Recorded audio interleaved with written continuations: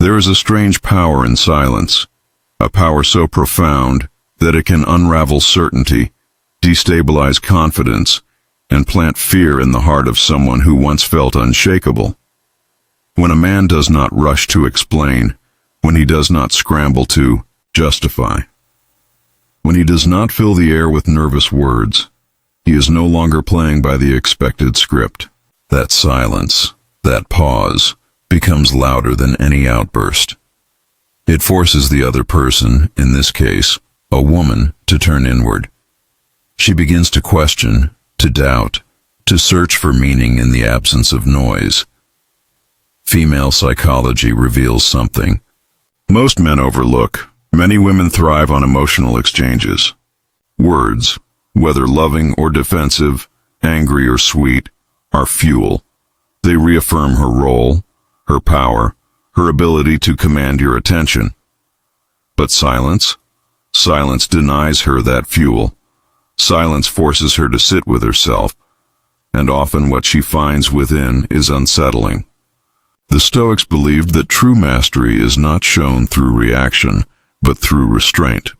Marcus Aurelius wrote that we should be like the rock against which waves crash, unmoved, while the sea breaks around it. Agnes Callard, one of today's most thought-provoking philosophers, reminds us that transformation does not come from comfort, but from friction, from resisting the impulses that seek to control us. Silence is exactly that kind of friction. To remain silent when pressured to react is not weakness. It is discipline. It is sovereignty. It is a declaration that you are not bound by another's emotional storm. And to a woman who relies on predictable responses, your silence is not emptiness. It is a mirror, one that reflects back her own doubts. This is why your silence turns her confidence into fear. And this is where the journey begins. Part 1. Silence as the disruption of certainty. A woman's confidence in a relationship or interaction often rests not only on her sense of self, but on her ability to read and control the man before her. When she can provoke a reaction, whether affection, anger, or explanation, she feels secure. She knows where she stands, because she knows how you will respond. But when you remain silent, you shatter that certainty. Silence interrupts the rhythm she expects.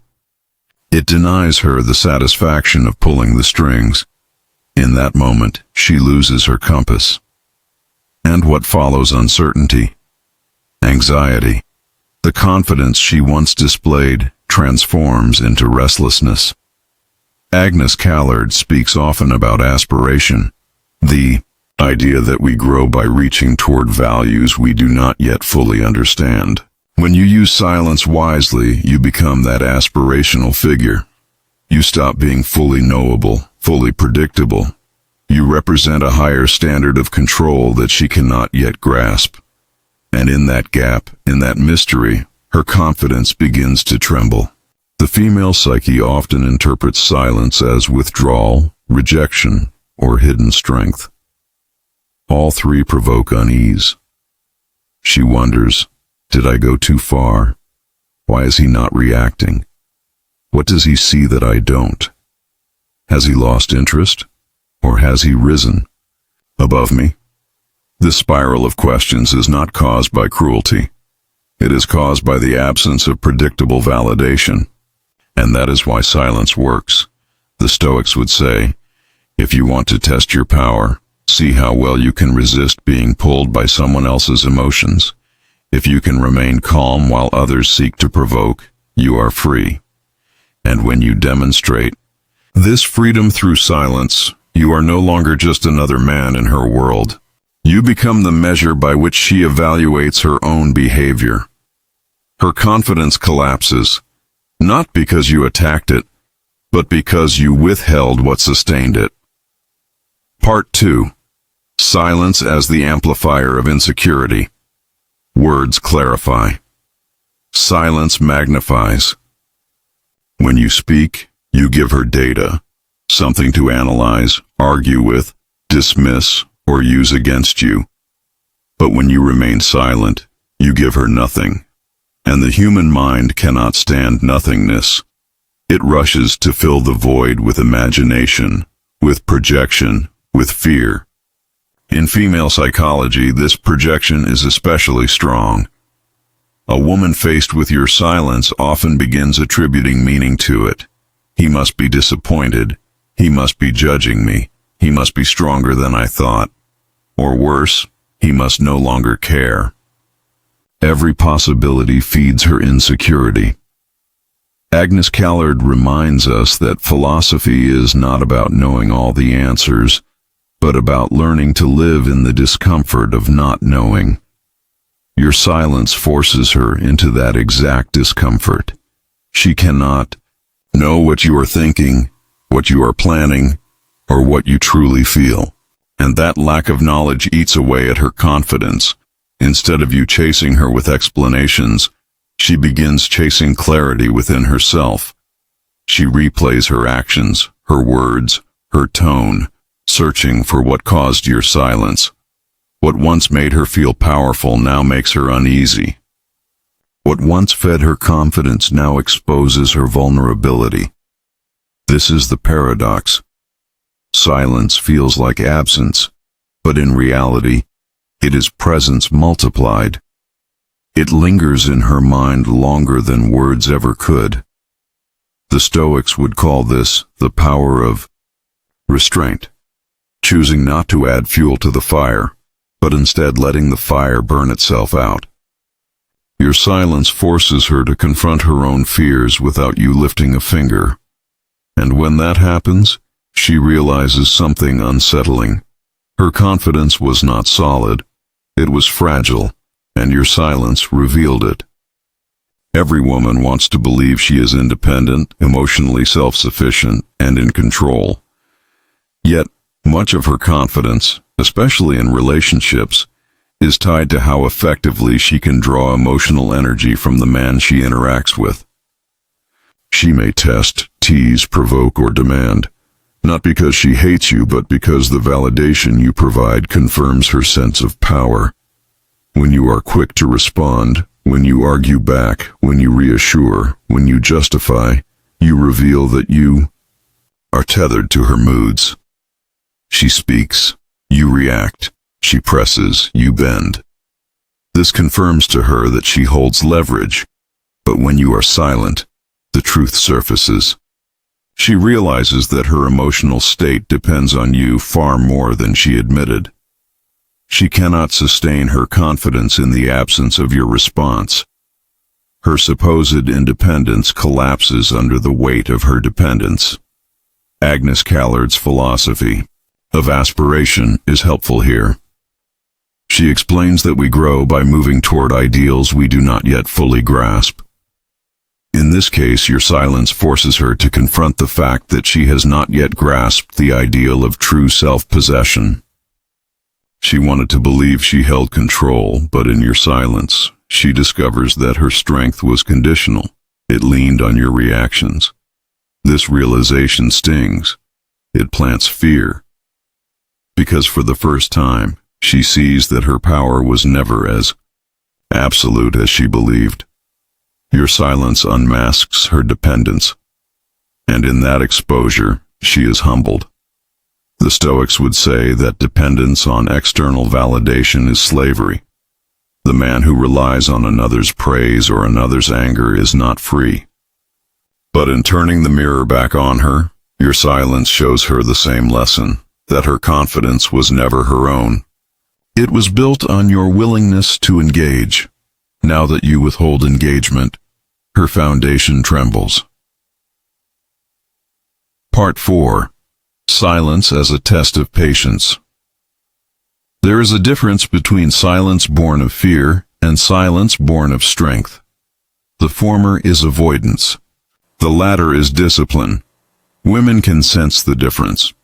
And when your silence is rooted in calm mastery, it becomes a test, not of you, but of her. Patience is one of the rarest virtues in modern relationships. We live in an age of instant replies, instant validation, instant attention. When you step out of that cycle and choose silence, you force her into an unnatural position, waiting. At first, she may treat your silence lightly. She may assume you will soon break. But as time passes and you remain composed, her patience erodes. The waiting gnaws at her confidence. She begins to feel powerless, not because you are attacking her, but because you are demonstrating something she cannot easily imitate: self-control. Agnes Callard speaks of philosophy as a lifelong project, something that requires endurance. In the same way, your silence reveals endurance. It shows that you are not a man moved by impulse, not a man enslaved by the need to speak, not a man who fears the discomfort of waiting. This endurance is intimidating. It unsettles her. Female. Psychology often ties confidence to influence, the ability to move a man, to shape his mood, to provoke his reaction. But if you remain silent, you reveal that her influence is limited. No matter how much she presses, your patience outlasts her persistence. The Stoics saw patience as the core of wisdom. Epictetus taught that we cannot control the external world, only our responses. Your silence embodies this teaching. You do not try to control her words. You do not fight her emotions. You simply hold your ground, unmoved. And in doing so, you pass a test she did not even know she was taking. The longer she waits, the heavier the silence becomes, and with every passing moment, her confidence turns to unease. Part 5. Silence as the shadow of authority. Authority is not declared, it is felt. A true leader does not need to shout to be obeyed. He does not need to argue to be respected. His presence alone commands attention. Your silence, when grounded in composure, casts the shadow of authority. It communicates that you do not need her approval to validate your worth. You do not need to defend yourself to prove your strength. You do not need to break the silence to establish dominance. You already have it. Agnes Callard often highlights how philosophy shapes not just thought, but being. A man who embraces silence does not merely act differently, he is different. He embodies a higher standard. He is not reactive, he is reflective, not impulsive, but intentional. His authority comes not from what he says, but from what he withholds. Female. Psychology is highly sensitive to this. Women are drawn to authority, not the kind that bullies, but the kind that radiates inner steadiness. When you remain silent, you demonstrate that authority without saying a word. She feels it. And because she feels it, her confidence begins to falter. The Stoics taught that the man who rules himself rules the world. By refusing to be provoked into noise, you show that you rule yourself, and that self-mastery radiates outward as authority. To her, the silence becomes unbearable, not because it is empty, but because it is full of weight, full of presence, full of meaning. Every moment you withhold words, you communicate that you are above the need for validation, and in that shadow of authority, her confidence no longer feels like power. It begins to feel like fragility. It begins to collapse under the weight of your stillness. Silence is not only absence, it is reflection. When you stop speaking, you stop supplying her with distractions, excuses, or explanations. She no longer has your words to lean on. All she has is herself. And this is where silence becomes dangerous. For her confidence, because it acts as a mirror. It reflects back her doubts, her mistakes, her insecurities. Without your responses to cover them, she must face them. Agnes Callard often speaks of philosophy as a confrontation with truths we'd rather avoid. We aspire not by running from our inadequacies, but by facing them until we grow beyond them. Your silence forces her into this confrontation. She sees her own behavior more clearly when you refuse to explain it away. She sees her dependency when you refuse to validate it. She sees her fears when you refuse to calm them with words. Female psychology tells us that many women rely on reassurance to mask inner uncertainties. When you give none, those uncertainties rise to the surface. She begins to wonder, am I enough? Did I go too far? Is he stronger than me, or has he already moved beyond me? The Stoics would say, the greatest fear is not external, it is internal. We fear our own weakness. We fear our own fragility. Your silence forces her to meet that fear. And in that confrontation, her confidence begins to crack. Silence, then, is not cruelty. It is a mirror. And what she sees in it depends not on you, but on her. Part 7. Silence as the path to respect. Every man wants respect, but too many chase it in the wrong way. They argue, they shout, they demand. Yet respect is never won through desperation. It is won through discipline. Silence, when rooted in calm authority, transforms fear into respect. At first, your silence unsettles her. It shakes her confidence. But over time, she begins to recognize it for what it is. Strength. A strength rarer than charm, rarer than wealth, rarer even than intelligence. The strength to master oneself. Agnes Callard's vision of philosophy is not about clever arguments, but about transformation, becoming someone greater than you are. When you choose silence over impulse, you transform yourself into a figure of steadiness. You show that you are not controlled by moods, nor by provocation, nor by fear of abandonment. Female psychology acknowledges this truth. A woman may resist. She may push. She may test. But deep down she longs to respect the man she is with. Respect does not come from being overly available, nor from explaining endlessly. It comes from proving, through action, or through silence, that you cannot be bent. The Stoics wrote that the man who does not need the crowd's approval is the man who commands it. Likewise, the man who does not need to fill silence with words is the man whose silence speaks volumes. When she finally sees this, her fear transforms into something deeper. Admiration. Respect. A recognition that your silence was not neglect, but proof of your inner sovereignty. Ending so, remember this. Your silence is not weakness. It is not avoidance. It is not surrender. It is a tool, a weapon forged in discipline, sharpened by patience, and strengthened by self-mastery.